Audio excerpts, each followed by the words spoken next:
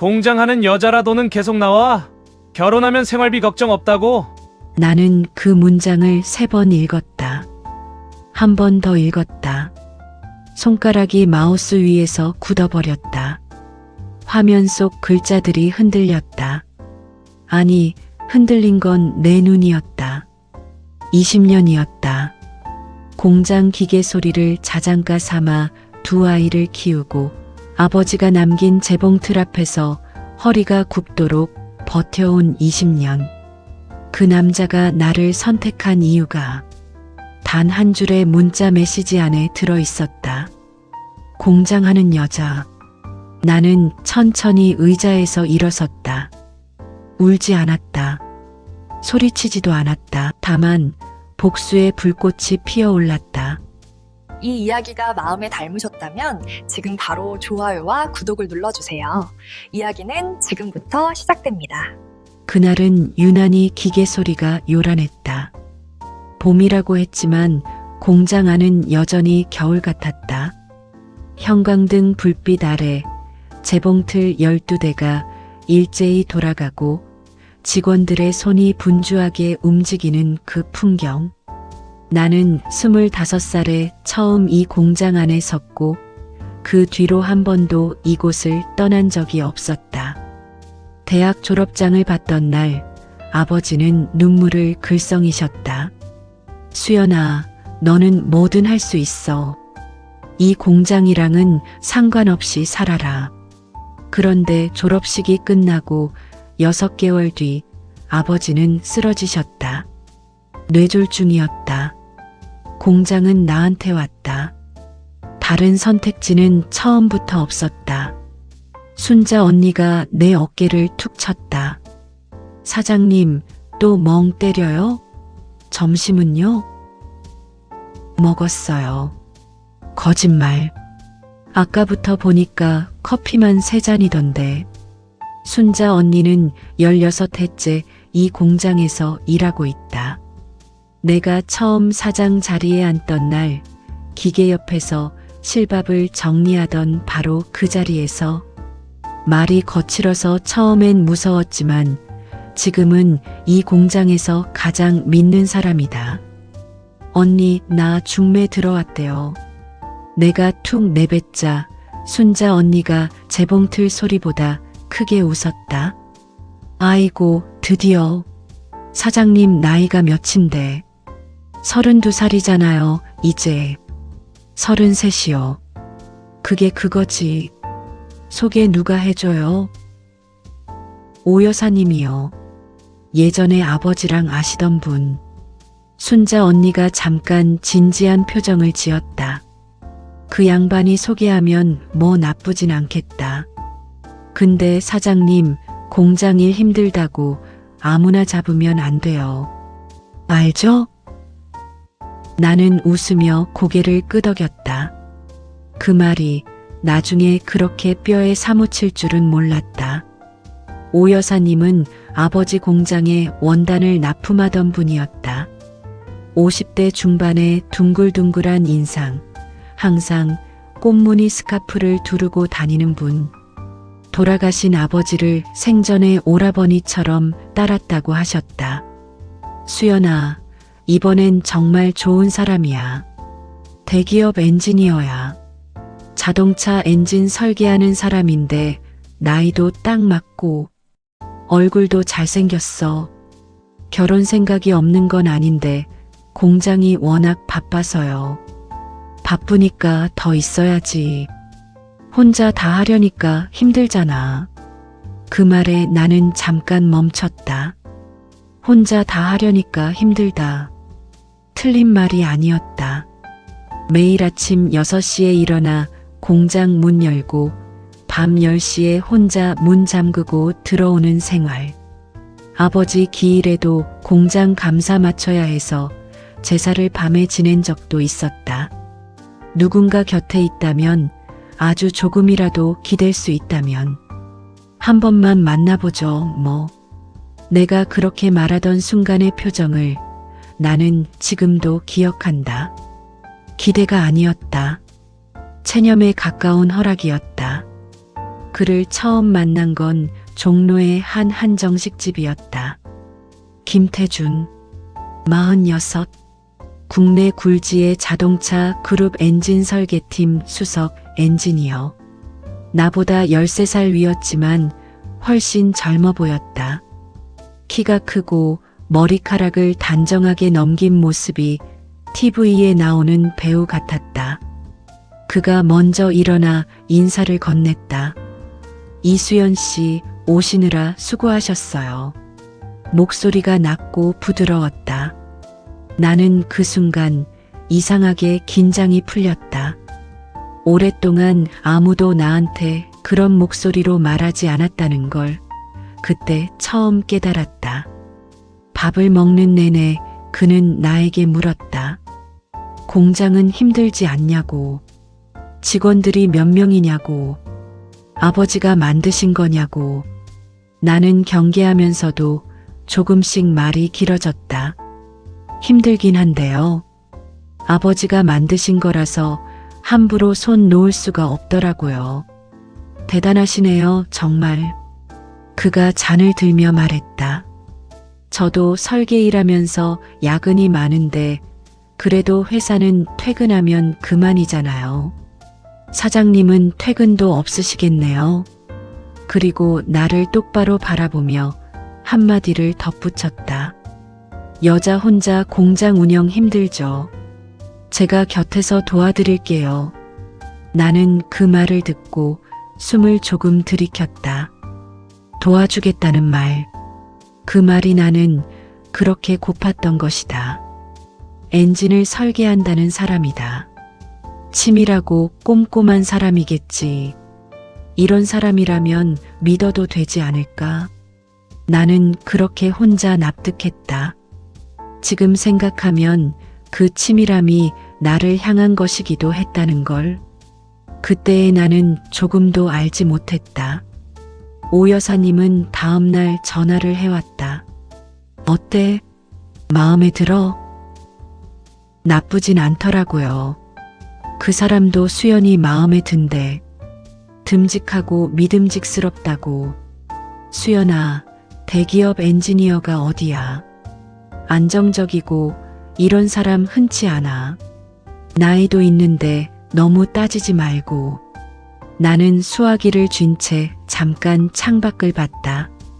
공장 마당에 봄비가 내리고 있었다. 나이도 있는데 너무 따지지 말고. 그 말이 내 마음에 조용히 가라앉았다. 따지지 말자. 그냥 한 번만 믿어보자. 그게 내가 한 두 번째 실수였다. 첫 번째 실수는 그가 건넨 목소리를 좋다고 느낀 것이었다. 우리는 만난 지 3달 만에 결혼했다. 식장에서 그가 내 손을 잡았다. 따뜻했다. 하객들이 박수를 쳤다. 어머니가 손수건으로 눈을 닦으셨다. 나는 웃었다. 진심으로 웃었다. 그날만큼은 결혼식이 끝나고 사흘째 되던 날 아침이었다. 나는 평소처럼 새벽 6시에 눈이 떠졌다. 몸에 밴 습관이었다. 공장 문은 7시에 열어야 했다. 조용히 이불을 걷고 일어나 부엌으로 갔다. 밥솥에 쌀을 안치고 된장찌개를 올리고 계란 프라이를 부쳤다. 아침 다 됐을 때쯤 태주는 여전히 자고 있었다. 신혼이니까 피곤하겠지. 나는 혼자 밥을 먹고 공장으로 나갔다. 그 아침이 앞으로 20년 동안 반복될 하루의 첫 장면이었다는 걸 그때의 나는 몰랐다. 결혼 후 한 달이 지났다. 태주는 회사에 다니고 있었지만 뭔가 이상했다. 퇴근 시간이 들쭉날쭉했다. 어떤 날은 오후 3시에 집에 들어와 소파에 누워 있었고 어떤 날은 밤 12시가 넘어 술 냄새를 풍기며 들어왔다. 오늘 일찍 왔네요. 내가 조심스럽게 묻자 그는 대수롭지 않게 대답했다. 팀 회식이 취소됐어. 왜 내가 일찍 오면 안 돼? 그런 게 아니라 밥이나 줘. 나는 더 묻지 않았다. 부엌으로 들어가 냉장고를 열었다. 이상한 게 아닐 수도 있어. 대기업도 요즘은 칼퇴가 많다고 하잖아. 나는 그렇게 스스로를 설득했다. 그게 내 오랜 버릇이었다. 불편한 것을 느끼면 먼저 내 쪽에서 이유를 만들어 덮어버리는 것. 결혼석 달째 순자 언니가 조심스럽게 말을 꺼냈다. 사장님, 바깥 양반은 잘 지내요? 네, 잘 지내죠. 근데 요즘 낮에 가끔 공장 앞에 차 세워두고 들어오던데 무슨 일 있어요? 나는 가위질을 멈췄다. 그게 무슨 말이에요?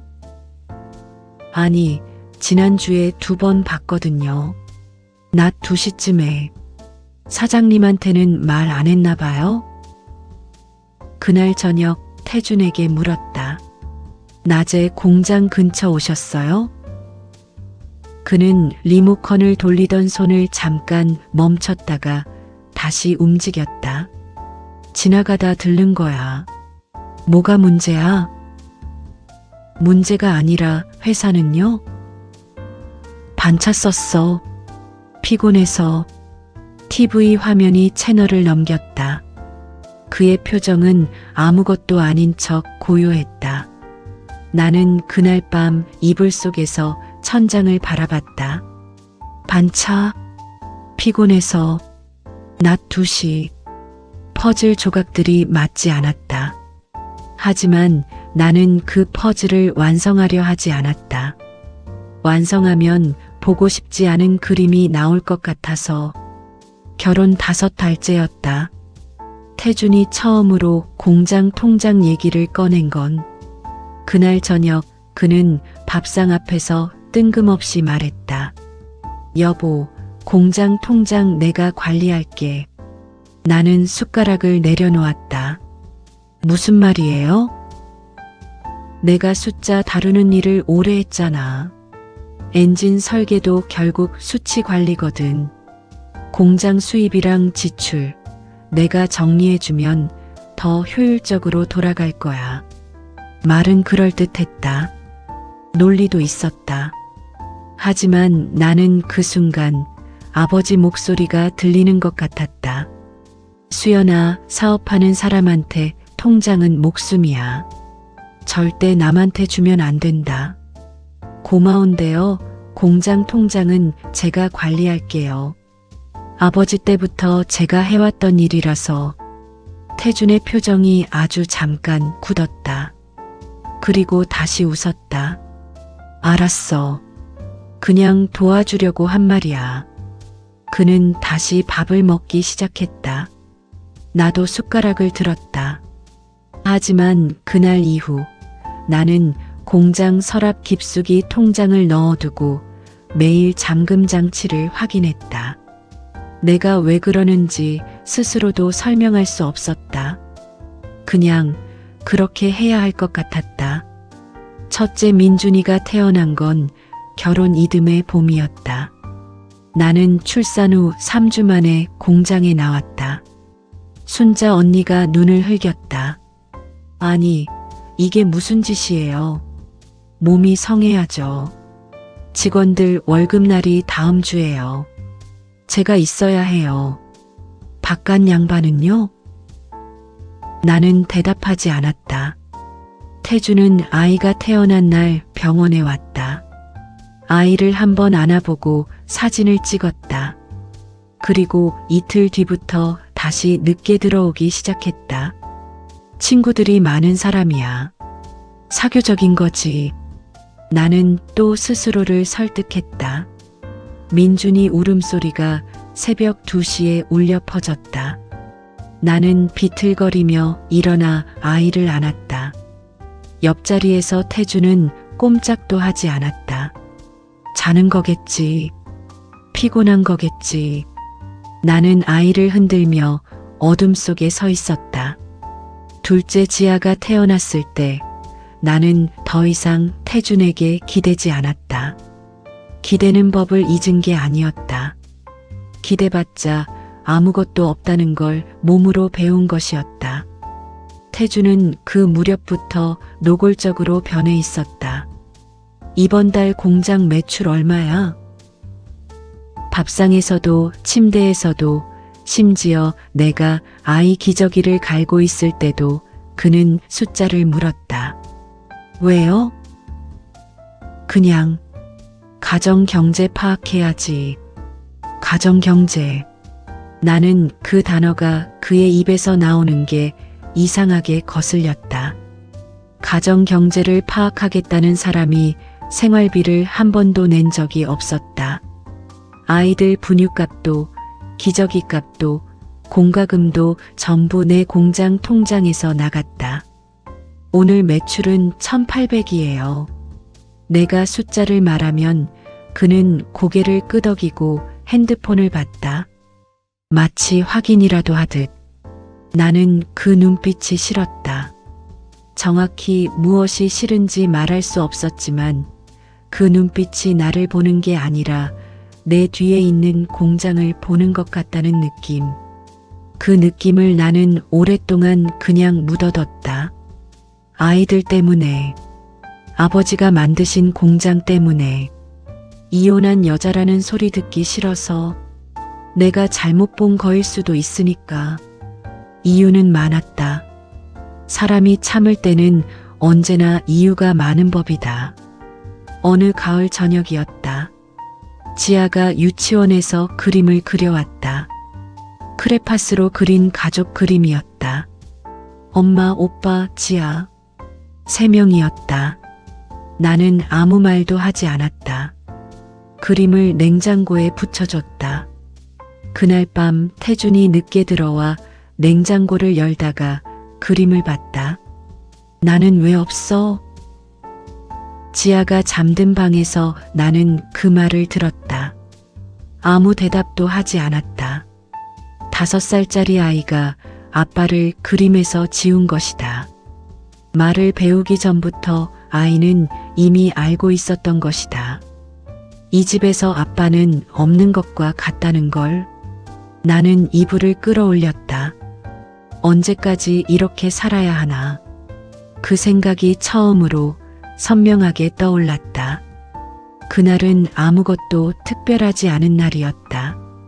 민준이는 야간 자율학습이 있다고 했고 지아는 학원 갔다가 늦게 온다고 했다. 태주는 아침부터 나가더니 저녁이 돼도 연락이 없었다. 나는 공장 마감을 끝내고 집에 들어와 라면 하나를 끓여 먹었다. 설거지를 하고 세탁기를 돌리고 소파에 앉아 잠깐 눈을 감았다. 그러다 깼을 때 거실 불이 켜져 있었다. 태준의 노트북이 식탁 위에 열려 있었다. 평소엔 항상 닫혀 있었다. 비밀번호도 걸려 있었다. 내가 한 번도 열어본 적 없는 물건이었다. 그런데 그날은 화면이 켜진 채로 절전 모드도 걸리지 않은 채로 그냥 열려 있었다. 나는 처음엔 그냥 닫으려고 다가갔다. 그런데 화면에 뜬 폴더 이름이 눈에 걸렸다. 여행. 이상할 건 없었다. 여행 사진 폴더쯤이야. 하지만 나는 태준과 결혼 20년 동안 둘이 여행을 가본 적이 없었다. 아이들 데리고 한번 설악산에 간 게 전부였다. 그럼 이건 누구랑 간 여행이지. 나는 마우스에 손을 얹었다. 클릭하면 안 된다는 걸 알았다. 보고 나면 돌이킬 수 없다는 것도 알았다. 하지만 손이 먼저 움직였다. 폴더가 열렸다. 영상 파일들이었다. 처음엔 숫자와 날짜로만 된 파일명이었다. 나는 아무 생각 없이 첫 번째 파일을 열었다. 그리고 얼어붙었다. 화면 속 장면이 무엇인지 이해하는데 3초가 걸렸다. 영상이었다. 여자가 있었다. 공간은 낯설었다. 호텔 방 같기도 하고 원룸 같기도 했다. 여자는 카메라가 있다는 걸 모르는 것 같았다. 나는 즉시 창을 닫았다. 심장이 귀까지 올라온 것 같았다. 잘못 본 거야. 아니야. 그냥 인터넷에서 받은 거겠지. 나는 스스로에게 말했다. 하지만 손이 떨렸다. 발도 떨렸다. 나는 부엌으로 가서 물을 한 컵 마셨다. 냉장고에 등을 기댔다. 다시 봐야 해. 두 번째로 폴더를 열었을 때 나는 이번엔 파일들을 천천히 살폈다. 수십 개였다. 날짜가 제각각이었다. 가장 오래된 건 우리가 결혼하기 2해 전이었다. 가장 최근 건 석 달 전이었다. 나는 파일을 하나씩 열었다 닫았다. 여자들이 달랐다. 한 명이 아니었다. 공간도 달랐다. 그리고 모든 영상에서 여자들은 카메라를 의식하지 않았다. 몰래 찍은 거다. 그 생각이 들자 위장이 뒤틀렸다. 나는 화장실로 달려가 무릎을 꿇었다. 아무것도 나오지 않았다. 그냥 거기 한동안 앉아 있었다. 차가운 타일 바닥이 무릎을 통해 올라왔다. 이게 뭔가? 이게 대체 뭔가? 얼마나 지났을까? 나는 다시 식탁 앞에 앉았다. 울지 않았다. 울 수가 없었다. 노트북 화면을 다시 봤다. 폴더 옆에 또 다른 폴더가 있었다. 이름이 없는 폴더였다. 회색 아이콘. 클릭했다. 메시지 캡처 파일들이었다. 카카오톡 대화창을 캡처해둔 사진들이었다. 나는 파일을 하나씩 열었다.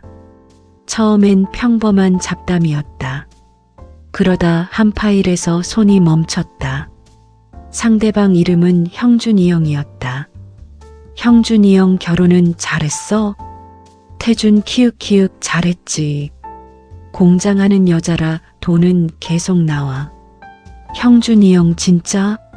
키읔키읔키읔 대박이다. 태준 결혼하면 생활비 걱정 없다고. 알아서 다 갖다 바치더라. 형준이 형와 너 진짜 키읔키읔 근데 걔는 모르냐? 태준 모르지. 순하거든. 참을성도 있고. 딱 내 스타일이야. 나는 화면을 보고 있었다. 글자들이 제자리에 있었다. 흔들리지 않았다. 나는 한 글자도 틀리지 않게 읽었다. 순하거든. 참을성도 있고. 딱 내 스타일이야. 20년이었다. 내가 참아온 것들이 그 한 문장 안에 있었다. 그는 내가 참는 줄 알면서 그걸 이용했다. 처음부터 나를 고른 이유가 그것이었다. 사랑이 아니었다. 배려가 아니었다. 공장이었다. 통장이었다.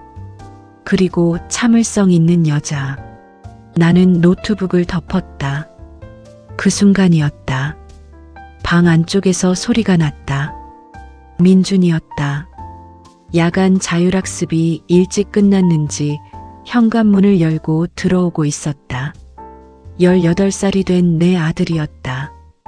가방을 어깨에 걸친 채 배고프다고 냉장고를 열려다 나를 보고 멈췄다.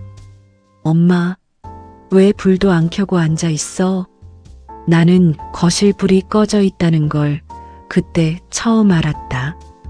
언제부터 어둠 속에 앉아 있었는지도 몰랐다.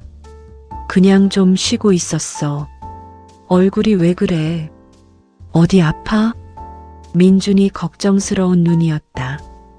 이 아이는 어릴 때부터 눈치가 빨랐다. 아빠가 늦게 들어오는 날이면 말없이 내 옆에 와서 앉던 아이였다. 내가 괜찮다고 하면 아무 말 없이 내 손을 잡아주던 아이. 괜찮아. 밥은 냉장고에 있어. 데워 먹어. 민준이는 잠깐 나를 보다가 부엌으로 들어갔다. 나는 그 뒷모습을 봤다. 그리고 지아 생각이 났다. 곧 들어올 15살 딸아이. 아빠가 뭘 하는 사람인지도 모르고 왜 집안이 늘 이렇게 조용한지도 모르는 내 딸. 이 아이들이 나중에 알게 되면 어떻게 될까? 아이들이 크면 알게 된다. 세상이 좁다. 아버지가 어떤 사람이었는지 언젠가는 반드시 알게 된다. 그때 가서 아이들한테 뭐라고 해야 하나. 엄마는 알고 있었지만 참았다고? 나는 소파에 앉아 오랫동안 생각했다. 나 혼자라면 참았을지도 모른다.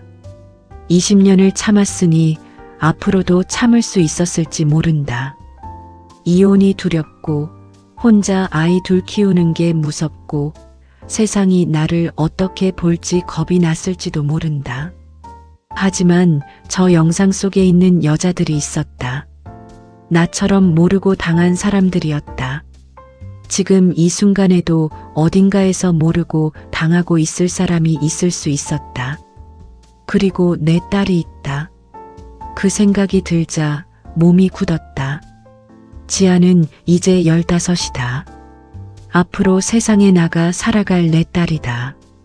이런 남자가 세상에 버젓이 돌아다니는 걸 내가 알면서 모른 척 한다면 나는 내 딸에게 무슨 말을 할 수 있을까?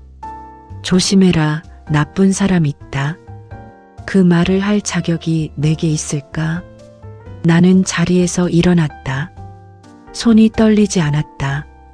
이상하게 그 순간부터 손이 멈췄다. 서랍에서 USB를 꺼냈다.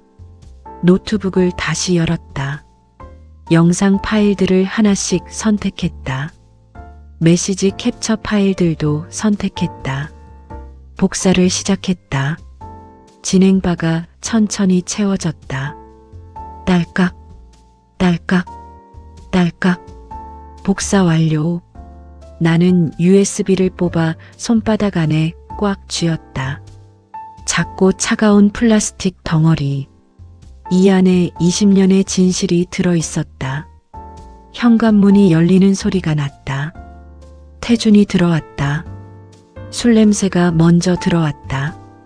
그는 나를 힐끗 보더니 넥타이를 풀며 말했다. 왜 안 자고 있어? 그냥요. 피곤한데. 먼저 잘게. 그는 안방으로 들어갔다. 나는 식탁에 앉아 그의 뒷모습을 봤다. 저 사람이 내 남편이었다. 저 사람이 민준이와 지아의 아버지였다. 저 사람이 처음부터 나를 돈줄로 봤던 남자였다. 나는 손안에 USB를 한 번 더 꽉 쥐었다. 이제 시작이야, 수연아. 나를 위해서, 저 영상 속 여자들을 위해서, 그리고 내 아이들을 위해서. 처음으로 나는 내 이름을 속으로 불렀다. 이수연. 잊고 살았던 이름이었다. 나는 사흘 동안 아무것도 바꾸지 않았다. 밥을 했다. 공장에 나갔다. 민준이 학교 보내고 지아 학원 챙겼다. 태준이 오늘 매출 얼마야? 물으면 숫자를 말해줬다. 잠자리에 들었다. 눈을 감았다. 잠은 오지 않았다. 사흘 동안 나는 생각했다. 소리 지르면 안 된다. 울면 안 된다. 들키면 안 된다. 이 남자는 내가 참을성 있다는 걸 안다. 그러니까 나는 이번 한 번만 더 참아야 한다. 끝까지 조용히 해야 한다. 그게 내가 내린 결론이었다. 나흘째 되던 날 아침 나는 공장 대신 다른 곳으로 갔다. 경찰서였다. 문을 열고 들어서는데 다리가 후들거렸다. 민원실 창구 앞에 번호표를 뽑고 의자에 앉았다. 옆에는 교통위반 딱지를 들고 온 중년 남자가 앉아 있었다. 아무것도 아닌 풍경이었다. 나는 핸드백 안에 든 USB를 손으로 꽉 쥐었다. 지아가 오늘 체육대회라고 했지. 엄마 온다고 했는데 나는 그 생각을 머릿속에서 밀어냈다. 지금은 여기 있어야 했다. 번호가 불렸다. 무슨 일로 오셨어요? 젊은 여성 경찰관이었다. 나는 잠깐 말문이 막혔다. 뭐라고 해야 하지? 남편이 여자들을 몰래 찍었어요. 20년을 속았어요. 내 딸 나이 또래 여자도 있었어요. 불법 촬영 신고하러 왔어요. 내 목소리는 생각보다 차분했다. 경찰관이 자세를 고쳐 앉으며 말했다. 이쪽으로 오시겠어요? 여성 전담 조사관이 따로 있었다. 최진수라고 했다. 40대 중반의 단단해 보이는 인상이었다.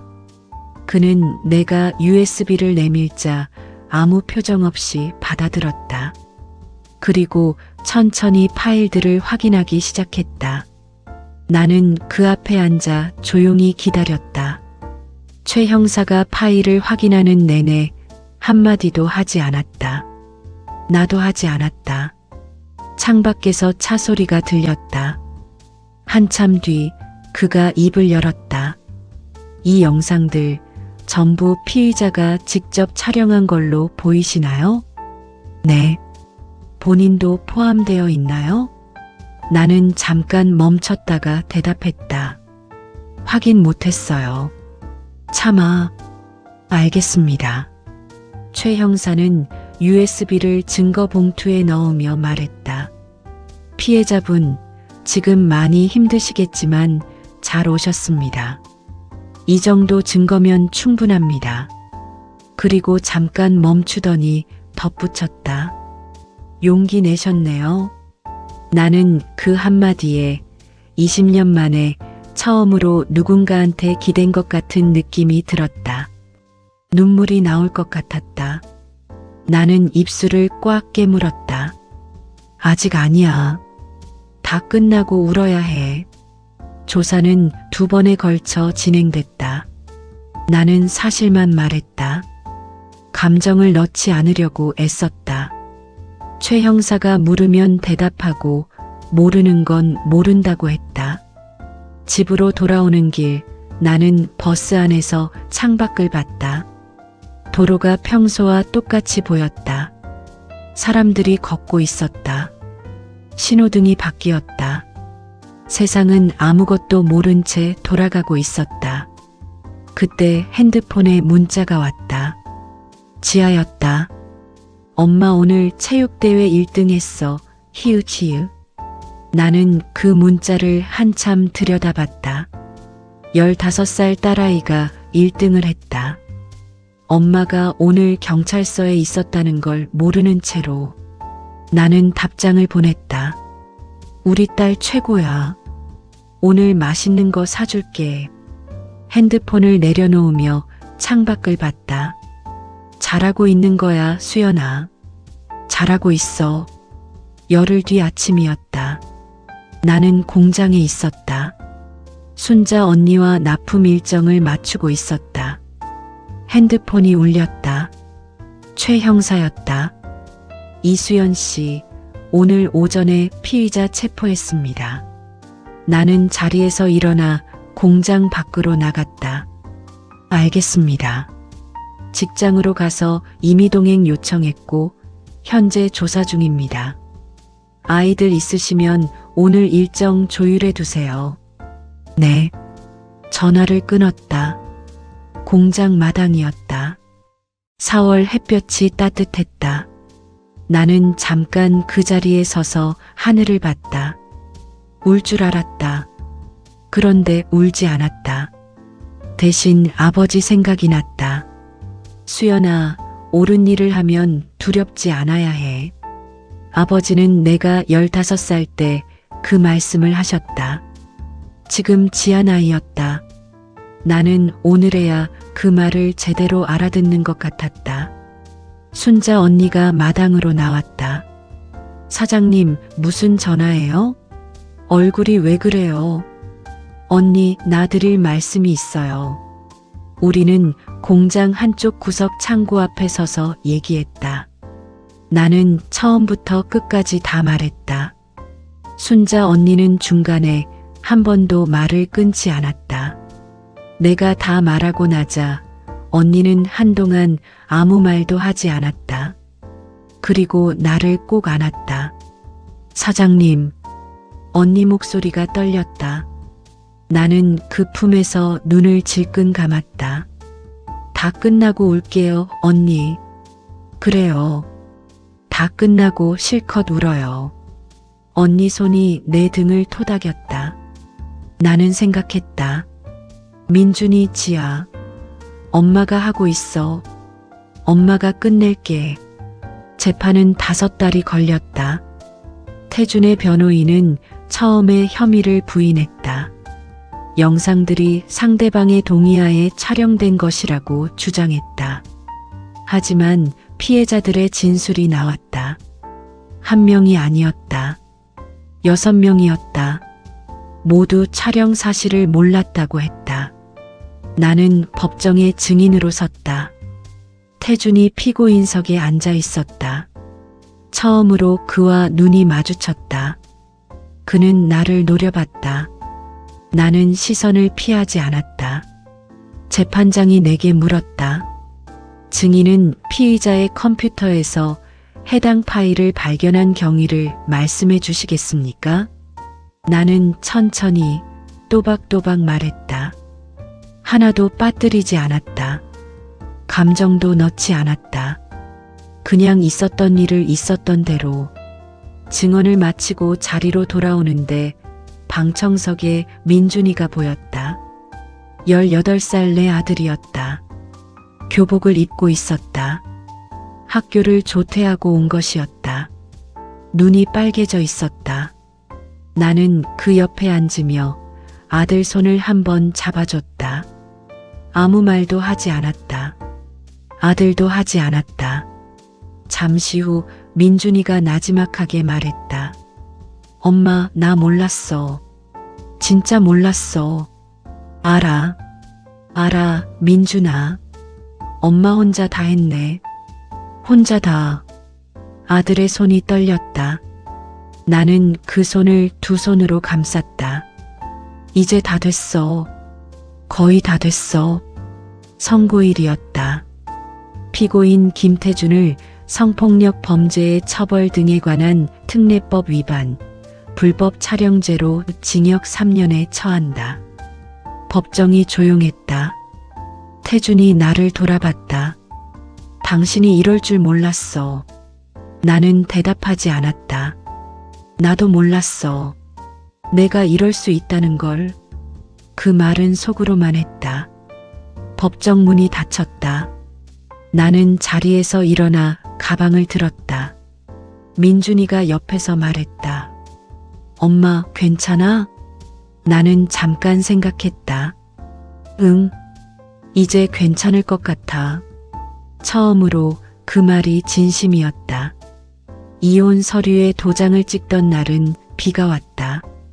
법원 복도 창문으로 빗줄기가 내리는 게 보였다. 판사가 뭔가를 말했다. 나는 고개를 끄덕였다. 도장을 찍었다. 서기가 서류를 정리했다. 태준의 변호인이 자리에서 일어났다. 태준은 이미 수감 중이었다. 법정 이혼이었다. 모든 게 끝나는데 15분이 걸렸다. 나는 법원 건물을 나서며 하늘을 올려다봤다. 비가 얼굴에 닿았다. 차갑지 않았다. 이상하게 따뜻했다. 끝났다. 그 2글자가 가슴속에 내려앉는 데는 한참이 걸렸다. 집으로 돌아오는 버스 안에서 나는 처음으로 울었다. 소리 없이 울었다. 창밖을 보면서, 빗속에 흐릿해진 도로를 보면서 무엇 때문에 우는지 몰랐다. 슬픈 것 같기도 하고 억울한 것 같기도 하고 홀가분한 것 같기도 했다. 감정이 뒤섞여 이름을 붙일 수가 없었다. 그냥 울었다. 20년치를 한꺼번에 쏟아내듯 조용히 울었다. 버스가 정류장에 설 때마다 사람들이 타고 내렸다. 아무도 나를 보지 않았다. 나는 그게 좋았다. 이 순간만큼은 아무도 모르는 사람이고 싶었다. 잘했어, 수연아. 그 말이 어디서 왔는지 몰랐다. 내 목소리 같기도 하고 아버지 목소리 같기도 했다. 잘했어. 아이들한테는 그날 저녁 말했다. 밥상을 차려놓고 셋이 앉았다. 민준이는 이미 짐작하고 있었다. 지아는 젓가락을 내려놓고 나를 봤다. 엄마, 이혼했어? 응. 지아가 잠깐 입술을 달싹이다 물었다. 우리는요? 너희는 엄마랑 살아. 엄마가 다 할게. 지아가 고개를 숙였다. 어깨가 조금 떨렸다. 민준이가 먼저 밥을 떴다. 엄마, 밥 먹어. 식겠다. 나는 그 말에 피식 웃음이 났다. 18살짜리 아들이 어른 같은 목소리로 밥 먹으라고 했다. 그래, 먹자.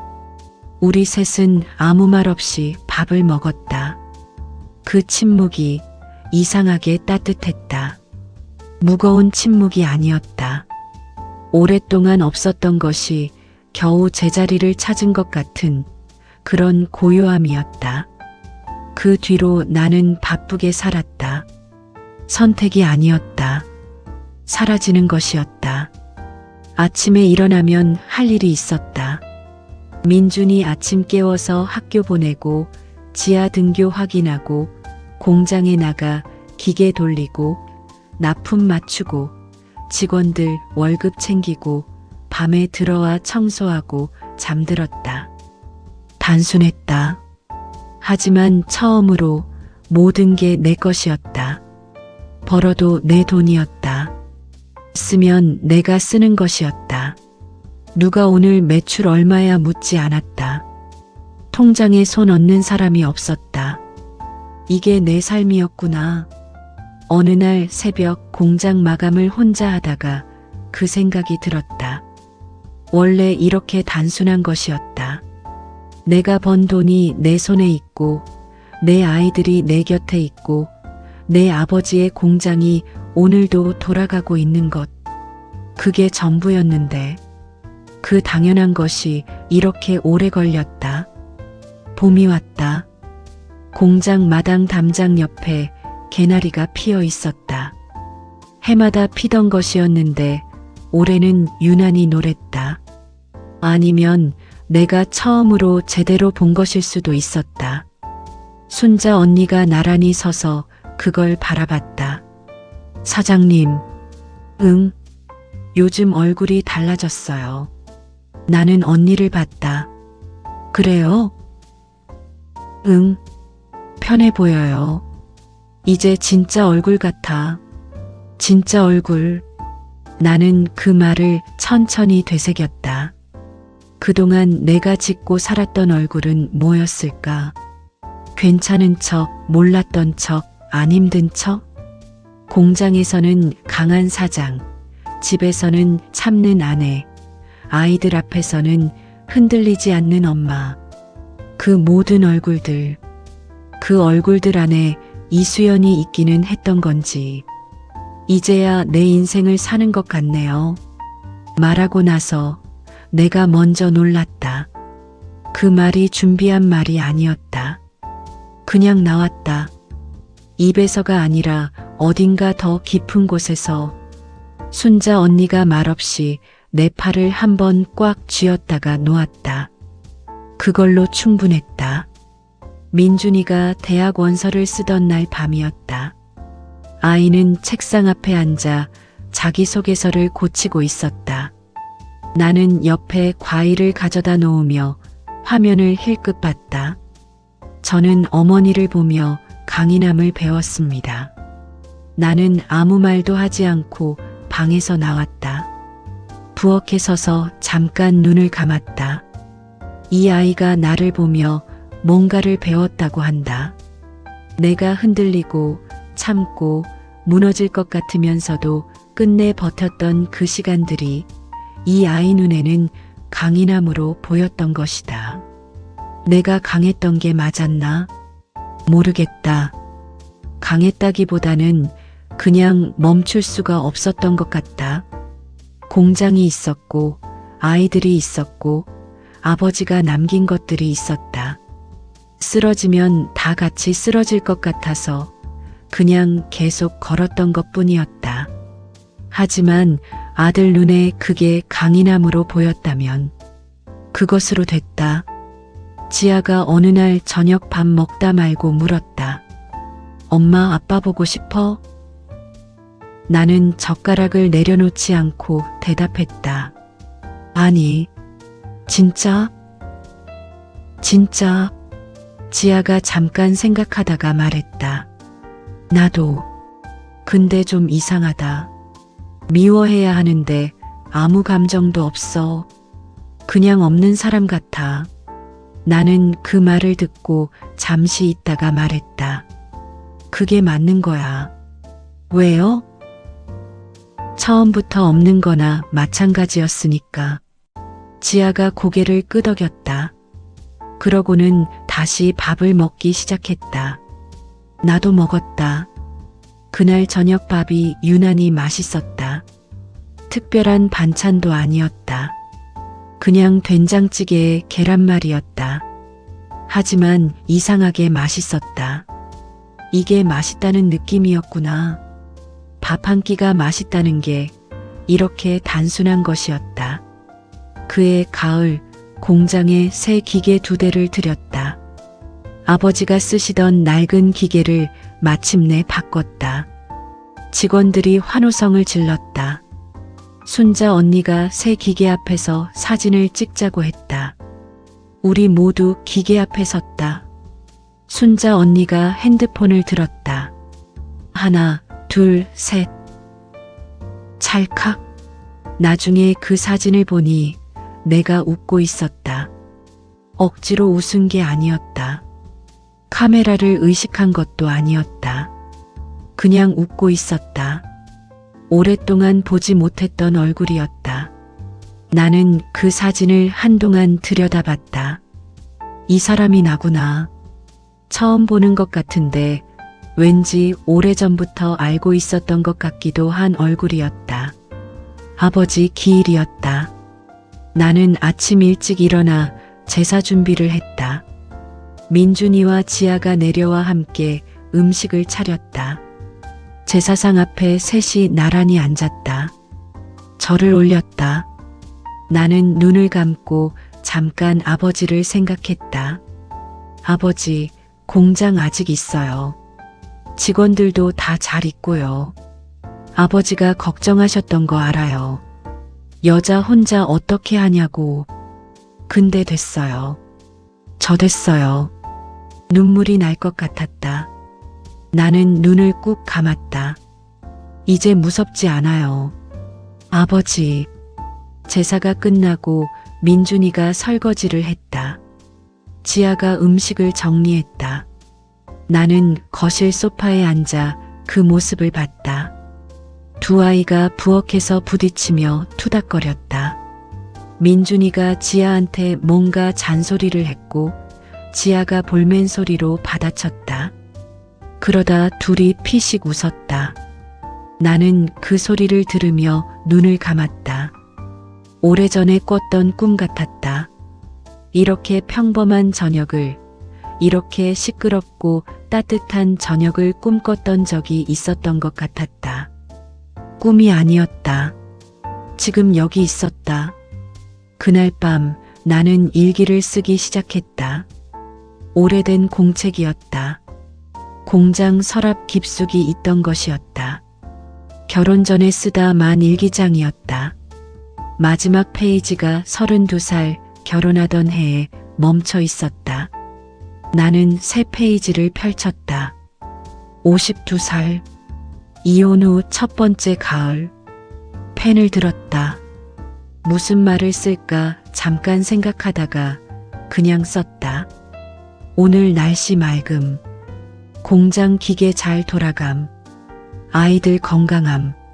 나 괜찮음. 다 쓰고 나서 보니 별것 없었다. 하지만 그 네 문장이 20년 동안 쓰지 못했던 것들이었다. 나는 공책을 덮고 불을 껐다. 창문으로 달빛이 들어왔다. 이수연. 나는 조용히 내 이름을 불렀다. 대답이 돌아왔다. 바람 소리였는지, 기계 소리의 잔향이었는지, 아니면 오래전 아버지 목소리였는지. 하지만 분명히 들렸다. 응, 나 여기 있어.